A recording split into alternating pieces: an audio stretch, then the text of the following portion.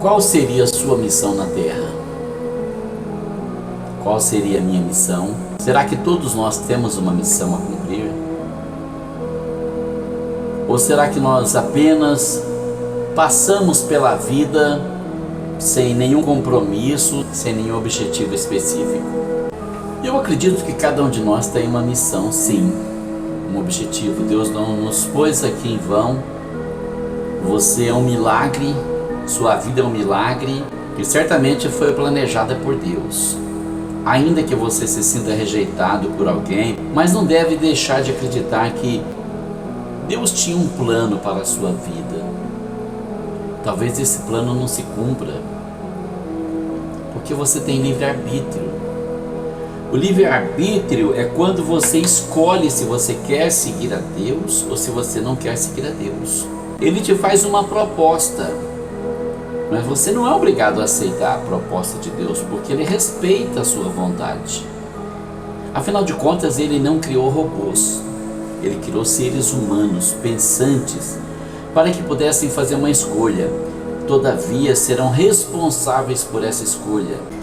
Assim acontece com cada um de nós. Assim aconteceu com o seu Filho Jesus Cristo, que veio ao mundo com a finalidade de resgatar a humanidade pecadora.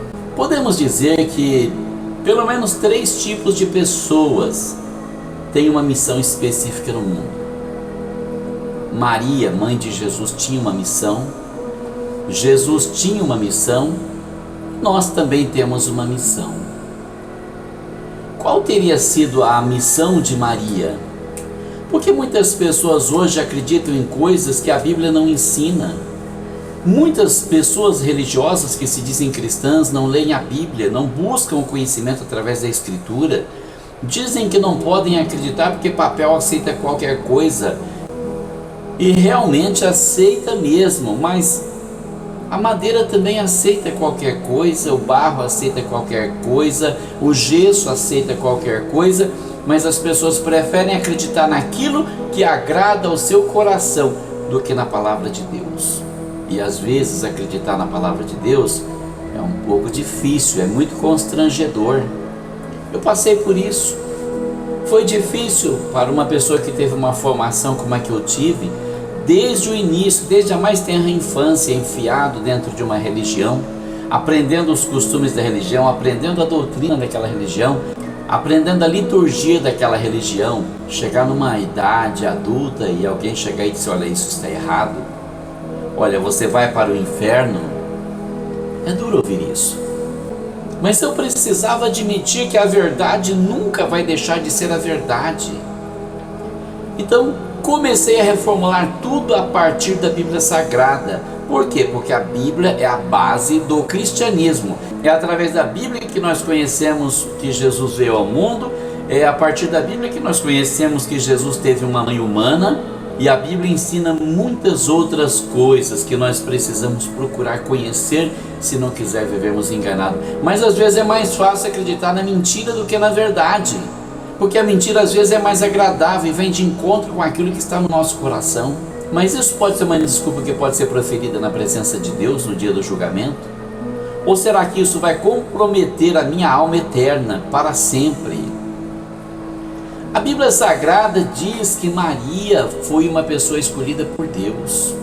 No livro de Lucas, capítulo 1, versículo 28 ao 33, mostra o anjo que foi enviado especificamente para falar com Maria, lá na cidade de Nazaré. Entrando, o anjo disse-lhe: Ave, cheia de graça, o Senhor é contigo. Perturbou-se ela com estas palavras e pôs-se a pensar no que significaria semelhante saudação. E o anjo disse-lhe: Não temas, Maria, pois encontraste graça diante de Deus. Eis que conceberás e darás à luz um filho, e lhe porás o nome de Jesus. Este será grande, chamar-se-á Filho do Altíssimo, e o Senhor Deus lhe dará o trono de seu pai Davi, e reinará eternamente na casa de Jacó, e o seu reino não terá fim. Ela recebeu essas instruções do anjo porque ela tinha uma tarefa árdua pela frente: engravidar e criar o Filho de Deus. Era uma pessoa santa? Certamente que era. Deus não deixaria seu filho nascer de uma pecadora. Obviamente que não. Ele escolheu uma mulher santa, uma mulher dedicada à sua obra, para que ele pudesse trazer o seu filho ao mundo. Com toda a santidade, porque Jesus jamais conheceu o pecado. Embora tenha sido humano o tempo todo, até que ressuscitou, quando ele reassumiu sua divindade, só foi humano. Mas ele não poderia pecar, ele nunca pecou, nunca houve engano na sua boca. Jesus nunca saiu dos padrões da palavra de Deus. E para isso ele precisava, como criança, como menino, como homem, ter o conhecimento apropriado de uma pessoa que fosse exemplo na sua vida, de uma pessoa que lhe ensinasse a verdade e também fosse exemplo de uma vida santa na presença de Deus. Então Maria foi escolhida para ser essa mãe. Mas a verdade é que as pessoas hoje tratam Maria como se ela fosse uma deusa, dando-lhe atributos de Deus, atributo da onisciência, atributo da onipotência, atributo da onipresença e também a sabedoria de Deus. Deram tudo para ela, só não deram o nome de deusa, deram o nome de santa, mas os atributos são de deusa. E ela com certeza não tem nenhum deles e portanto nem sabe do que se passa aqui na terra. Jesus não lhe diria certamente, ele sabe, mas não vai lhe dizer porque ele não quer entristecer o coração de Maria. Agora, qual foi a missão de Jesus? A missão de Jesus foi salvar a humanidade. Ele veio com este único propósito, desceu aqui na terra, deixou a sua glória no céu, deixou a sua divindade no céu, tornou-se homem, apenas homem, embora um homem santo, consagrado e dedicado a Deus, seu Pai, e veio aqui para pagar pelos nossos pecados.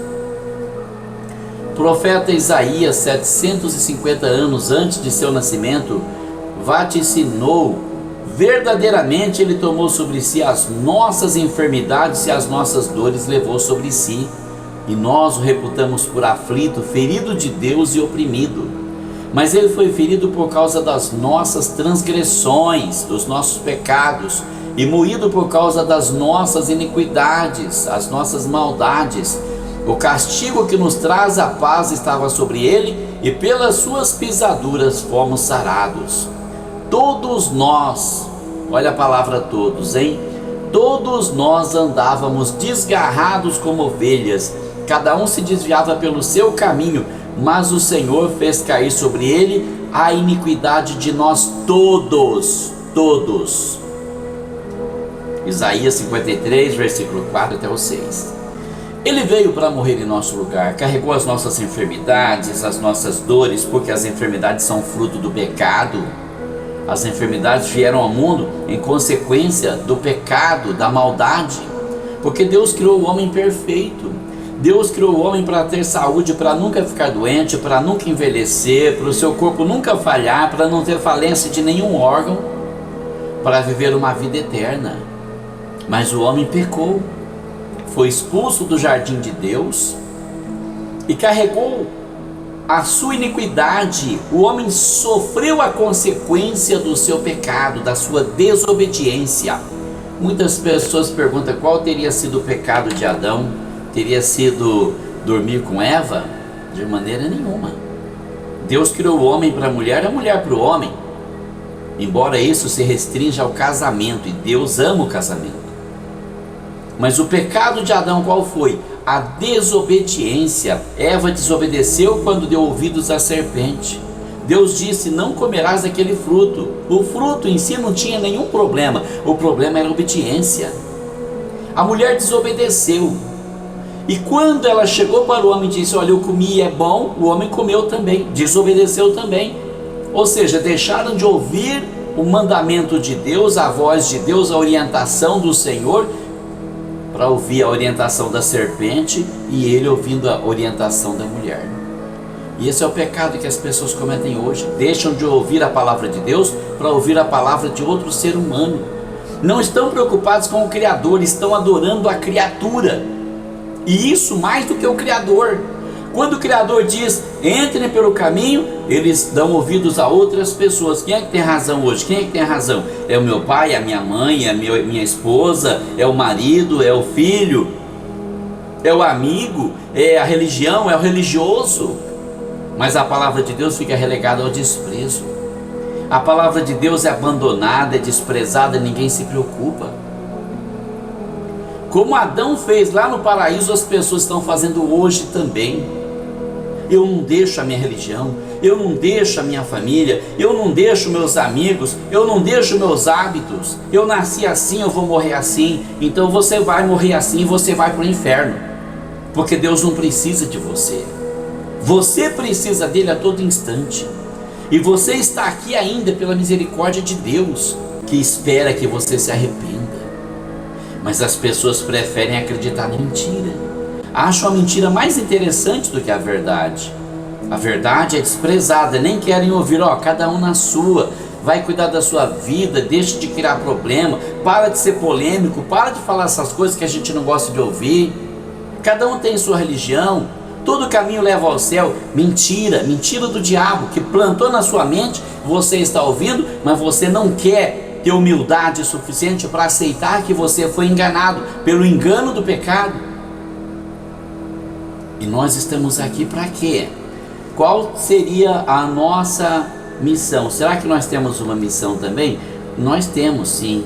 A nossa missão é dizer para o mundo que Jesus é o único Salvador da humanidade. E que Ele tem esse poder de salvar, porque Ele morreu por nós, Ele ressuscitou por nós, Ele esteve no inferno no nosso lugar por 3 dias. Ele cumpriu toda a justiça de Deus, não deixou de pagar nenhuma conta que nós devíamos para Deus. A nossa conta está paga. Agora, se nós quisermos entrar no céu, nós precisamos deixar Jesus entrar na nossa vida, nós precisamos aceitar os termos dele, ou então nós estaremos perdidos para sempre.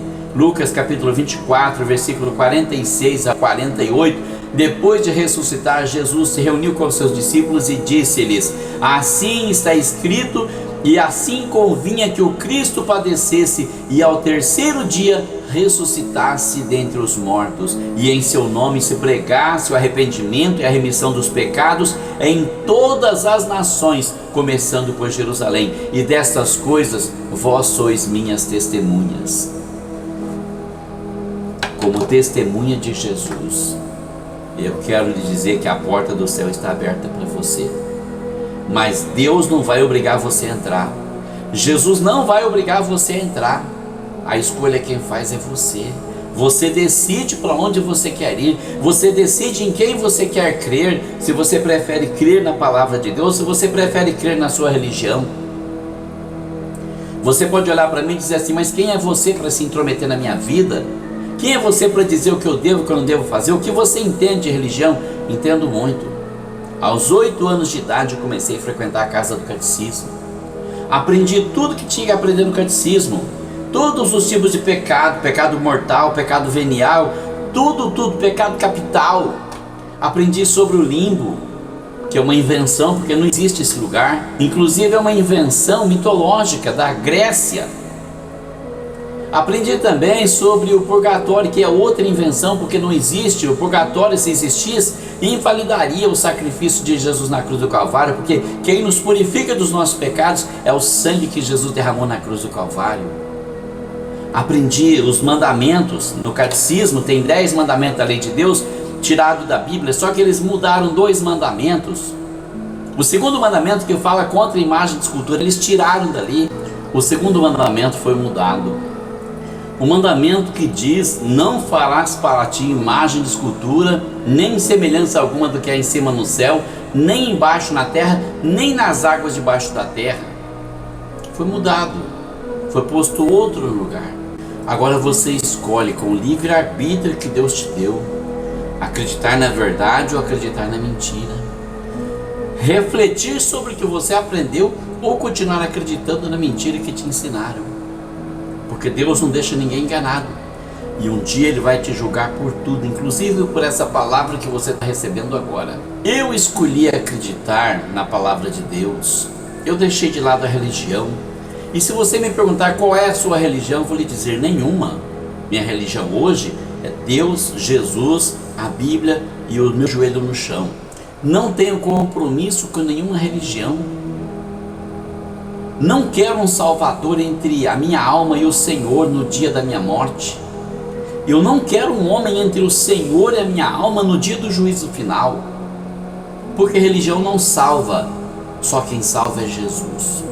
Frequentar igreja, participar de cultos religiosos, participar de liturgias sagradas, isso não salva ninguém.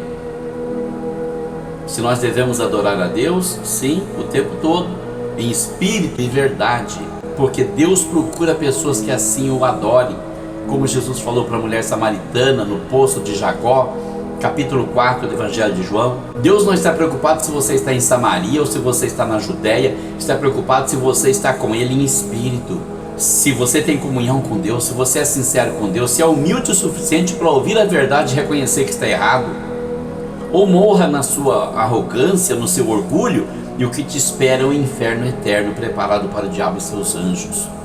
Mas se você for humilde o bastante para receber essa palavra, com certeza as portas do céu se abrirão para você, porque com você estará aquele que morreu e ressuscitou por nós, que irá diante de nós nos mostrando o caminho da glória celestial. Fui poupado de muitas coisas durante a vida por essa comunhão com Deus. Minha família, meus filhos, meus pais. Eu faria uma lista enorme se fosse dizer todas as bênçãos que eu recebi do Senhor, porque resolvi acreditar na sua palavra. Mas para alguns é difícil, é mais fácil acreditar na mentira do que na verdade. É mais agradável, é mais conveniente acreditar na mentira. Mas a mentira nunca será a verdade, e a verdade nunca será mentira.